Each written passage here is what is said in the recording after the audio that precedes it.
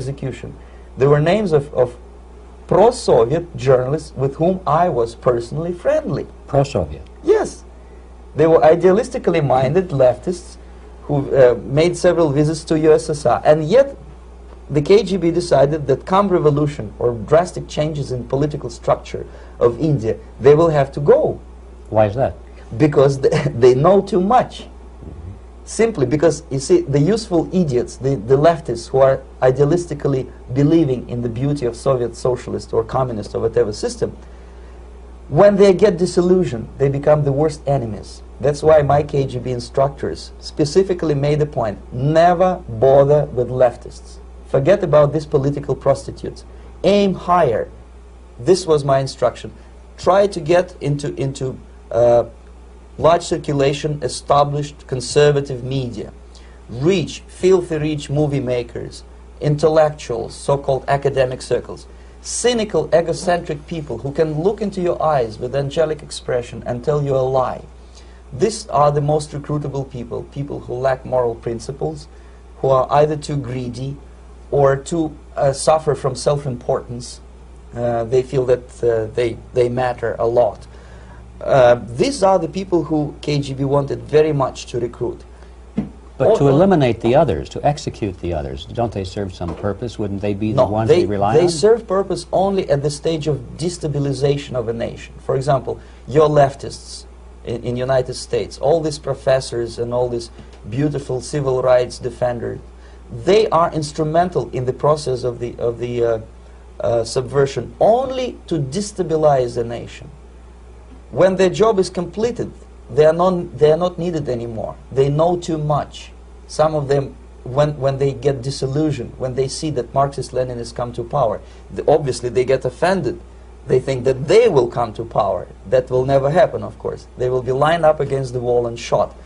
But they may turn into the most bitter enemies of Marxist-Leninists when they come to power. And that's what happened in Nicaragua. You remember most of these former Marxist-Leninists were either put to prison or one of them split, and now he's working against Sandinistas. It happened in Grenada when Maurice Bishop was already a Marxist. He was executed by a new Marxist who was more Marxist than this Marxist. Same happened in Afghanistan when first there was Taraki, he was killed by Amin, then Amin was killed by Babrak Karmal with the help of KGB. Same happened in Bangladesh when Mujibur Rahman, very pro-Soviet leftist, was assassinated by his own Marxist-Leninist military comrades. It's the same pattern everywhere. The moment they serve their purpose, all the useful idiots are either be executed entirely, all the idealistically minded Marxists, or exiled or put in prisons, like in Cuba. Many former Marxists are in Cuba, in prison. So most of the Indians who were cooperating with the Soviets, especially with our Department of Information of the USSR Embassy, were listed for execution. And when I discovered that fact, of course I was sick. I was mentally and physically sick. I thought that I'm going to explode one day. During the briefing at the ambassador's office, I would stand up and say something that we are basically a bunch of murderers. That's what we are. It has nothing to do with friendship and understanding between the nation and blah, blah, blah. We are murderers. We behave as a bunch of thugs in a country which is hospitable to us, a country which with ancient traditions. But I did not defect. I tried to get the message across. To my horror, nobody wanted even to listen, least of all to believe what I had to say.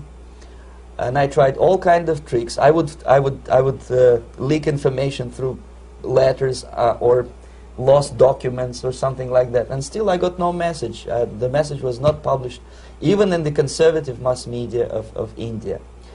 The immediate impulse to defect was Bangladesh crisis, which was described by American correspondents as Islamic grassroots revolution, which is absolute baloney. There was nothing to do with Islam, and there was no grassroots revolution. Actually, there are no grassroots revolutions, period. Any revolution is a byproduct of a highly organized group of conscientious and professional organizers, but has nothing to do with grassroots. In Bangladesh, it was nothing with grassroots. Most of the Awami League party members, Awami League means People's Party, were trained in Moscow in the High Party School.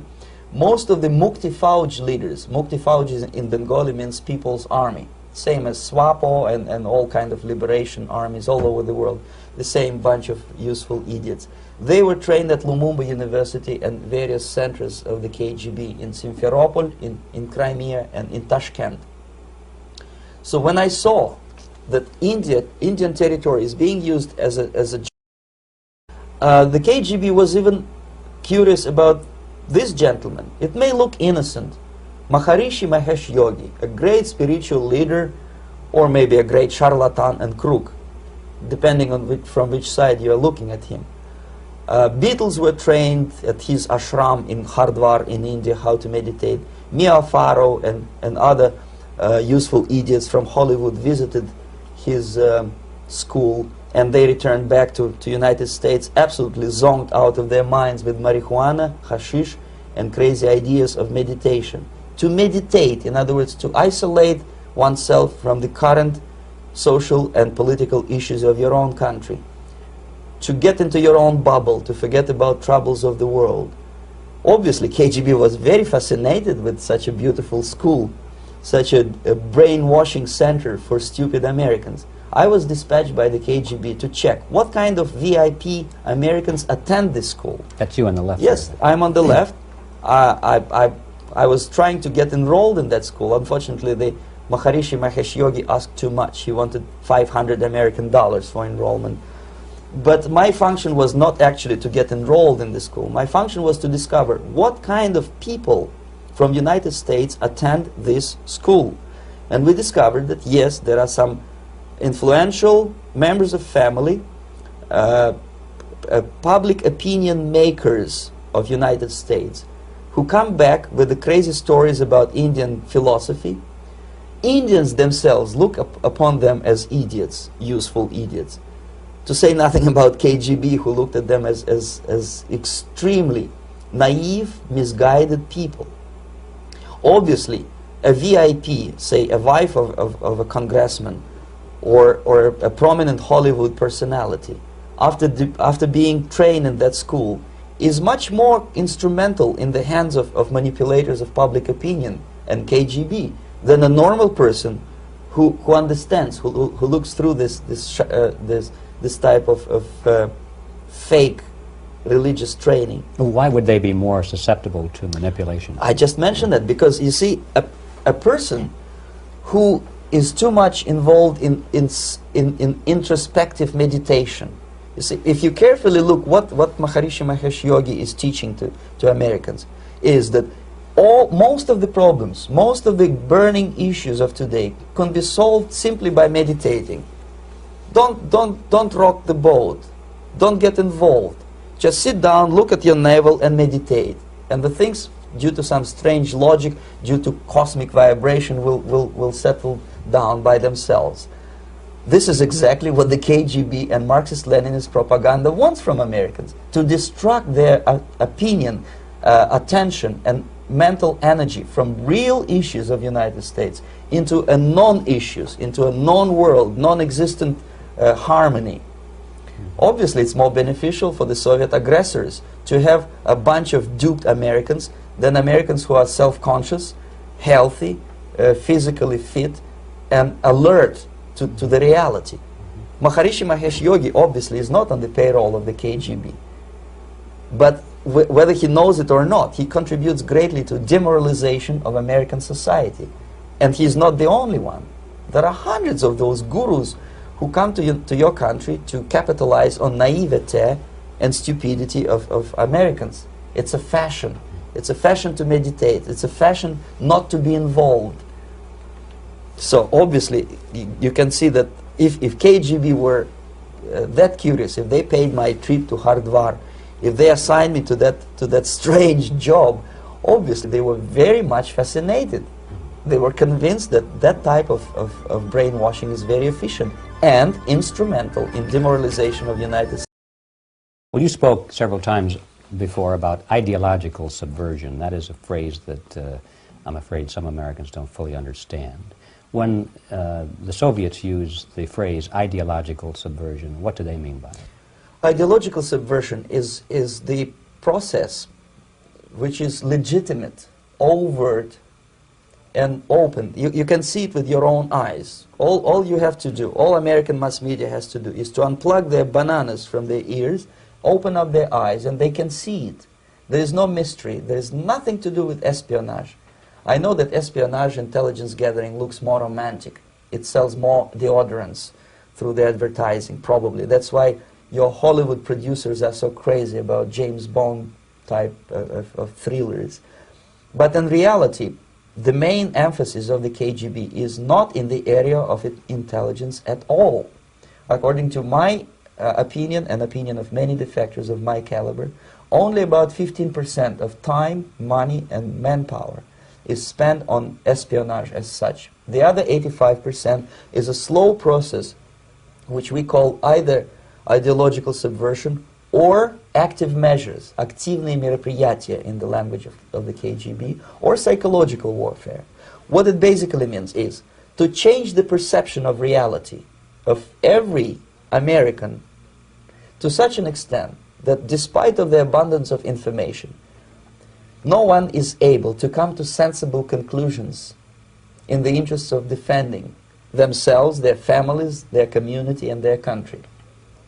It's a great brainwashing process which goes very slow, and it's divided in 4 basic stages. The first one being demoralization. It takes from 15 to 20 years to demoralize a nation. Why that many years? Because this is the minimum number of years which requires to educate one generation of students in the country of your enemy, exposed to the ideology of the enemy. In other words, Marxism-Leninism ideology is being pumped into the soft heads of at least 3 generations of American students without being challenged or counterbalanced by the basic values of Americanism, American patriotism. The result you can see.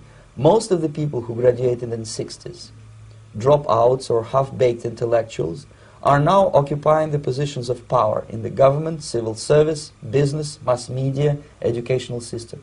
You are stuck with them. You cannot get rid of them. They are contaminated. They are programmed to think and react to certain stimuli in a certain pattern. You cannot change their mind, even if you expose them to authentic information, even if you prove that white is white and black is black, you still cannot change the basic perception and the logic of behavior. In other words, these people, the process of demoralization is complete and irreversible. To get rid society of these people, you need another 20 or 15 years to educate a new generation of patriotically minded and common sense people who would be acting in favor and in the interests of United States society. And yet these people who've been programmed and, as you say, in place and Yes. who are favorable to an opening with the Soviet concept, these are the very people who would be marked for extermination in this country? Most of them, yes.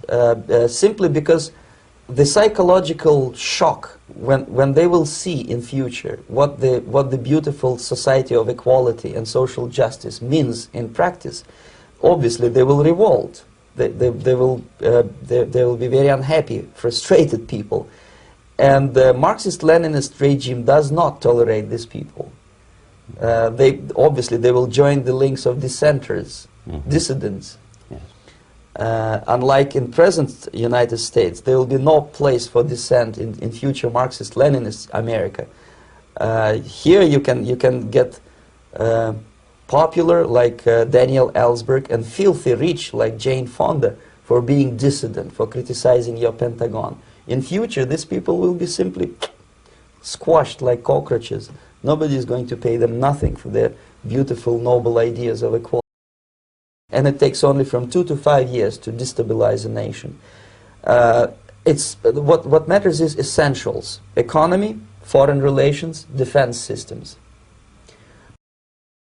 Change of power, structure, and economy, you have so-called the period of normalization. It may last indefinitely. Normalization is a cynical expression borrowed from Soviet propaganda, When the Soviet tanks moved into Czechoslovakia in '68, Comrade Brezhnev said, "Now the situation in brotherly Czechoslovakia is normalized."